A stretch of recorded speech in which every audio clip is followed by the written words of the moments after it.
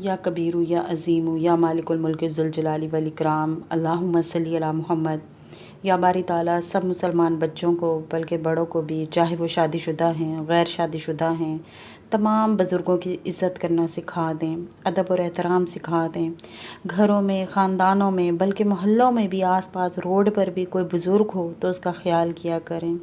ख़ासकर घरों में जो इंतहाई ज़ईफ़ुल उम्र होते हैं, बल्कि करीबुल मर्ग होते हैं, बार बार पुकारते हैं, दबाने को कहते हैं, खाने को मांगते हैं, पीने को मांगते हैं।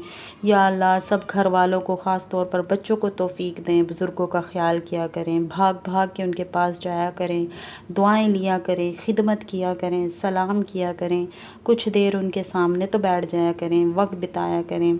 बड़ों को तौफ़ीक दें इस लिहाज से कि वो बच्चों को अदब अदाब इखलाकियात सिखाएं, ताकि उनके बुढ़ापे में भी कोई उनका सही से ख्याल रखने वाला हो।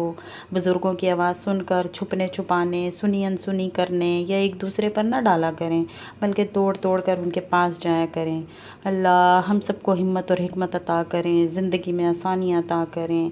सुबहानल्लाहि व बिहम्दिही सुबहानल्लाहिल अज़ीम।